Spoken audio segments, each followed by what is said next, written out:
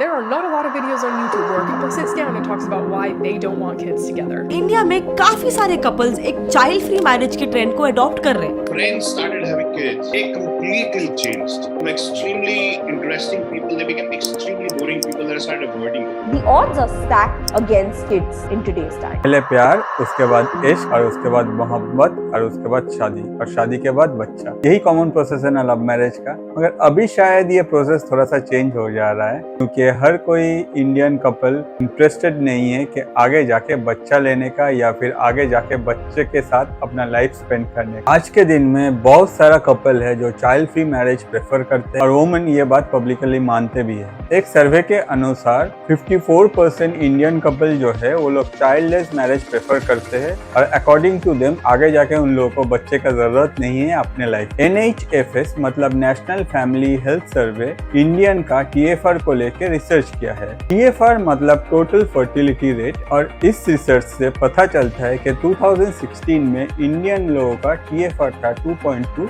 जो कि अभी हो गया 2.0, जिसका मतलब है एवरेज में एक इंडियन वुमन 2 ही बच्चे को जन्म दे रहा है अभी जाके। आपको शायद ये सुन के लगेगा अच्छा ही है भाई, पॉपुलेशन जो है वो कंट्रोल हो जाएगा, मगर आगे जाके ये एक मेजर प्रॉब्लम क्रिएट कर सकता है। इसका दूसरा भी इफेक्ट है, वो आगे जाके इंडिया में सेम प्रॉब्लम क्रिएट कर सकता है जो कि अभी जापान में चल रहा है। दुनिया का सबसे ओल्डेस्ट पॉपुलेशन जो है वो जापान में है, मतलब जापान में जो बर्थ रेट है वो काफी कम है और इस हिसाब से देखा जाए जो यंग पीपल है they are not available right now in Japan. हम लोगों को पता है कोई भी कंट्री का जो वर्क फोर्स होता है वो यंग पीपल से ही चलता है। On the other side country like Japan एक प्रॉब्लम फेस कर रहा है जिसमें जापान का जो वर्क फोर्स है उसका एज काफी बढ़ गया है। दूसरा साइड में बर्थ कम हुआ है, इसीलिए यूथ इतना अवेलेबल नहीं है और आगे जाके जापान का जो वर्क फोर्स है इसका एवरेज एज काफी बढ़ गया। जापान का जो प्रॉब्लम है वो हम लोग किसी और दिन डिस्कस करेंगे। आज पहले देखते हैं कि इंडियन जो यूथ है वो क्यों बच्चा लेना पसंद नहीं कर रहे, इसके पीछे एग्जैक्ट क्या रीजन है। पहला जो पॉइंट है कि वुमेन में लिटरेसी रेट बढ़ा है। 2016 से 2023 तक वुमेन में लिटरेसी रेट जो है वो 18% हाइक हुआ है। On the other side child birth का जो रेट है वो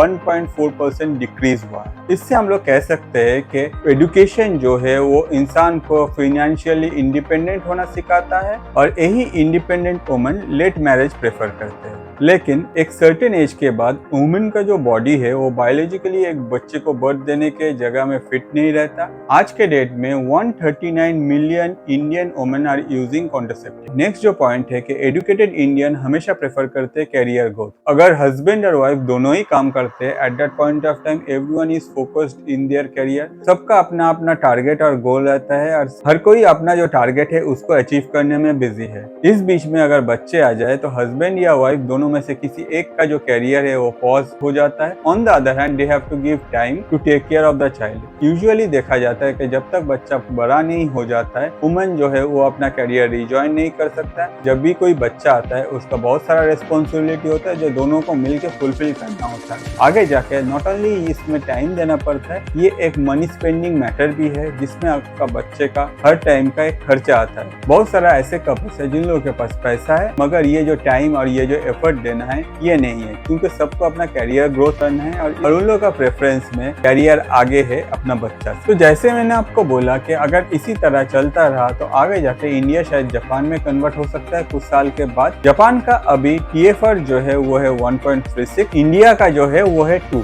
जबकि डेफिनाइट इंडिकेटर जो है वो सजेस्ट करता है कि हर कंट्री को अपना TFR जो है वो 2.1 मेंटेन करना चाहिए, जिससे कंट्री का जो वर्क फोर्स है मतलब जो यंग जनरेशन वो टाइम पे आता रहे और कंट्री का जो ग्रोथ है उसमें हाथ बटा। इंडिया का अभी जो TFR रेट है इससे हम लोग को एक चीज पता चलता है कि अगर कुछ चेंजेस नहीं आया तो आगे जाके इंडिया पॉपुलेशन में दुनिया में नंबर 1 पे नहीं आ पाएगा। राइट, हम सबको पता है कि वुमेन का जो एज है वो मेन से ज्यादा होता है, इसीलिए 2050 तक इंडिया में 56% वुमेन जो है वो विडो होंगे। अगर हम लोग दुनिया का दूसरा कंट्री पे नजर डालें तो हम लोग को पता चलता है बहुत सारा कंट्री में एंटी नेटलिस्ट जो है वो ये सब फैक्ट पे नजर डाल रहा है और अकॉर्डिंग टू देम बच्चे जो है वो धरती का बोझ होता है, इसलिए बच्चे को लाना नहीं चाहिए। और उन लोगों का जो सोच है उस सोच के पीछे बहुत सारा फैक्ट्स है। अगर आपको डिटेल्स में इस बारे में जानना है तो कमेंट कीजिए, मैं अलग से एक वीडियो बना दूंगा इस टॉपिक। तो आगे जाके इंडिया का क्या होगा? गवर्नमेंट का प्लान है इंडिया का जो इतना बड़ा वर्कफोर्स अभी अवेलेबल है इसको यूज करके इंडिया जो है मैन्युफैक्चरिंग हब बनने वाले हैं। ऑन द अदर हैंड ज्यादातर इंडियन कपल जो है वो बच्चा प्रेफर नहीं कर रहा है, तो नेक्स्ट जनरेशन कैसे आएगा? या फिर इंडिया का जो फ्यूचर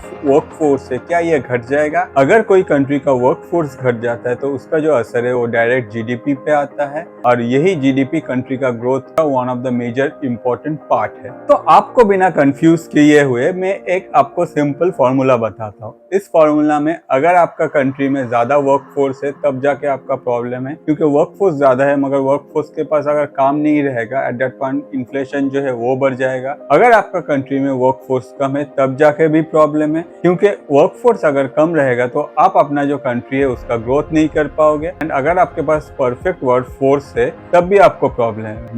मतलब यही है कि आपका वर्कफोर्स अगर स्किल्ड है, अगर आपका कंट्री में आप सही से एजुकेशन प्रोवाइड किए हो और वही एजुकेशन लेने के बाद जो वर्कफोर्स होता है वो स्किल्ड हो जाता है, जिसमें वर्कफोर्स का जो परफॉर्मेंस लेवल है वो काफी बढ़ जाता है। इंडिया को एग्जैक्टली एक स्किल्ड वर्कफोर्स चाहिए जो आगे जाके इंडिया को वर्ल्ड का मैन्युफैक्चरिंग हब बनने में हेल्प करे। और इसको अचीव करने में इंडिया को क्या चाहिए? इंडिया को चाहिए कि अपना जो TFR है जो कि 2 है उसको 2.1 में लाना है। इंडिया का जो नेक्स्ट जनरेशन है उन लोगों को एजुकेशन अच्छी तरह से मिले ताकि वो अपना जो स्किल है वो सही तरह से यूज हो सके और वही स्किल्ड वर्कफोर्स को इंडिया आगे जाके यूज करके इंडिया दुनिया का मैन्युफैक्चरिंग हब बन सकता है, जिससे इंडिया का जीडीपी का ग्रोथ होगा और इंडिया का भी ग्रोथ होगा। दुनिया में ऐसा बहुत कंट्री है जो अपना वर्कफोर्स को लेकर प्रॉब्लम फेस कर रहा है, जिसमें से चाइना है, साउथ कोरिया है, जापान है। और ये सब कंट्री का जो गवर्नमेंट है वो अपने तरफ से स्टेप ले रहा है कि आगे जाके ये सब कंट्री को अगर बैलेंस करना है तो उन लोगों का जो TFR है उसको कंट्रोल किया जाए। बहुत सारा कंट्री में ऐसे इनिशिएटिव लिया गया है कि अगर उस कंट्री में कोई वुमन 2 बच्चे का बर्थ देता है eight that point of time government जो है अपने तरफ से बहुत सारा फैसिलिटीज प्रोवाइड करेगा उन वुमन लोगों को। कुछ कंट्री ऐसे भी है जो बाहर का कंट्री से इमिग्रेंट्स लोगों को ला रहा है, अपना कंट्री का जो बैलेंस है